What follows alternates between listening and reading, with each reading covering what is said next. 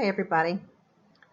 So this journal page is actually going to morph into 2 journal pages. I sat down just to have some fun. No plan whatsoever in mind. And that's what happened. So I'll kind of talk you through my thought process, what I was thinking as I was making this page. This paper is not really deli paper. It came in some packing with tile. It's a little heavier than deli paper, but lightweight, crinkly, sort of translucent.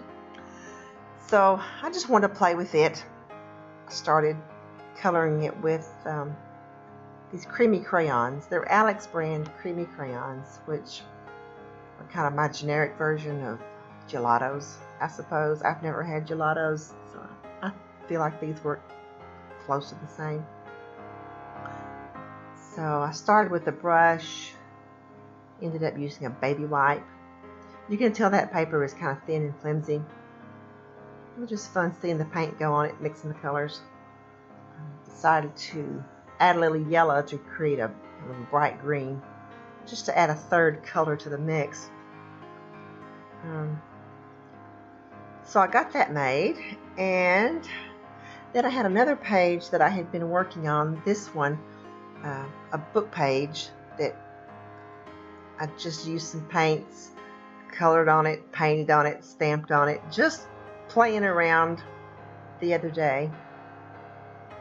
No particular purpose for that either. So I was just making some background papers mainly. So then I thought, well, I'll put them into this journal page. And so here we go. Here comes the thought process here.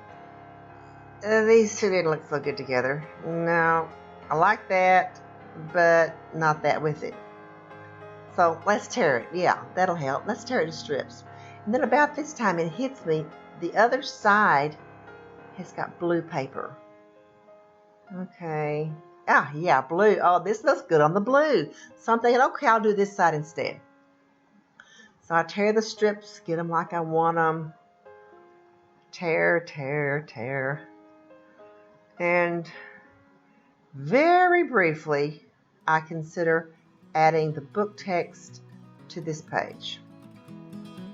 Right here.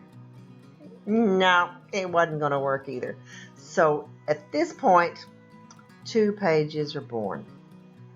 So now it's going to be kind of a process of work on one, then work on the other. Kind of like in the movies, you know, when they tell the story in past and present.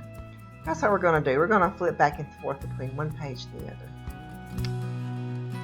Okay, this is a weird little plastic placemat thing that I found, but it makes a pretty good stencil. So I picked a really random color, this kind of tan, same color as the placemat really, and started just throwing on some texture for the background, just so it wasn't plain white paper. Again, no idea what I'm doing, just trying to make these scraps of painted paper work. So I like that. It's going down.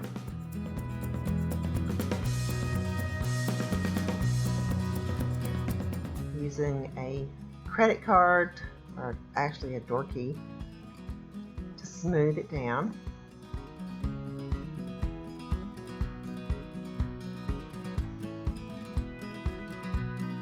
Okay, that's all ready. Now, okay, this is some more paper that I had made some jelly prints, drew some scallops, cut them out, threw them in a box.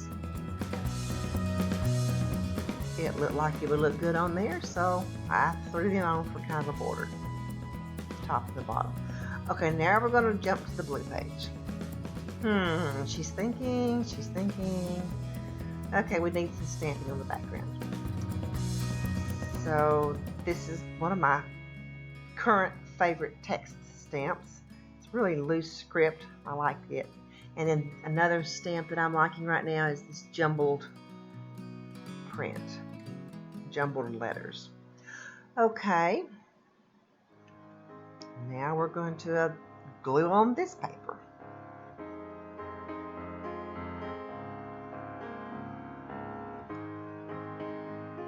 I will warn you, at some points during this video, my camera decided to cut off at will, and maybe I didn't know it, so I missed some really crucial steps. Just joking, not that crucial. But anyway, I'll kind of tell you when it jumps around.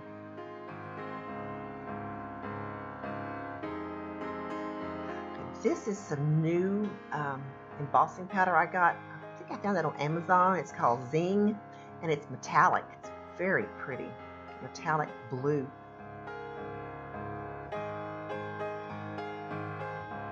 So just another layer to go on top of these strips.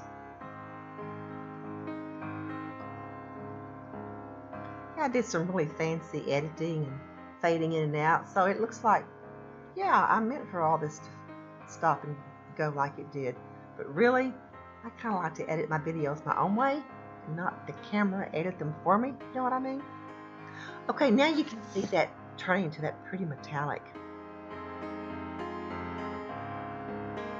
I really like it. It's that nice sparkle it gives.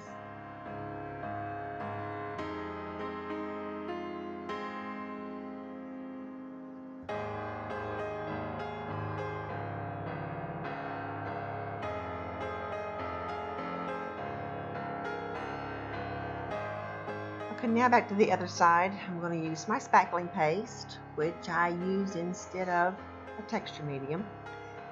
You can see right here it's going on really dry, almost to the end of the tub. So just a few spritz of water, loosen it back up, and you can tell it goes on much creamier after I've moistened it a little bit. I've never used texture paste. I'm guessing that this is probably a little more coarse, maybe, the finished product, but it does add texture. I like how it looks. Maybe someday I'll try some real bona fide texture paste, but this is working just fine.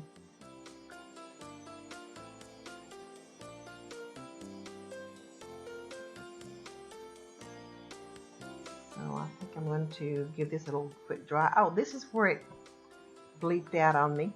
I was just applying some acrylic paint to the texture paste, or the spackling paste, with a brayer. Just kind of hit the high places and gave a little more color to that texture. And now going around it with a Stabilo All pencil and my water brush to activate that Stabilo All pencil.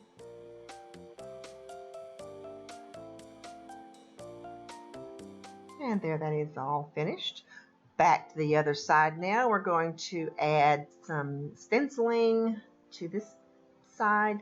I'm using Colorbox chalk inks, which I have had for a very long time, probably 6 or 8 years, and they just keep lasting.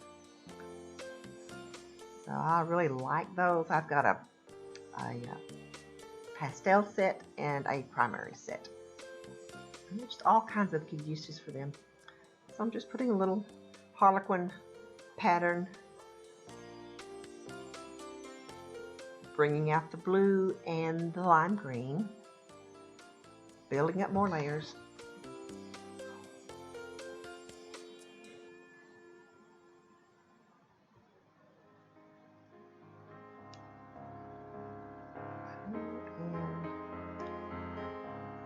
You didn't get to see me cut out the text there. It was a magazine quote that said "play it loud," but I wanted to say "play out loud," so I found some corresponding fonts. I'm just going to mat that onto black, so kind of a negative and positive of that font to make it say "play out loud." I don't know where that H came from. Okay, cut out an exclamation point.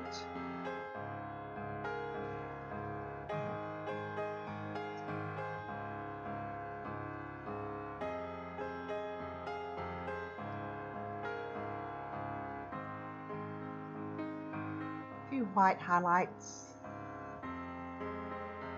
with my Sharpie water-based marker. And that page I think I'm going to call done. And now back to the other side. I've got a girl in black and white. I really like the way black and white looked against this blue and purple page. Here again, you didn't get to see all of the moving around of the quote, and there was much moving around of the quote until I finally decided to leave it there.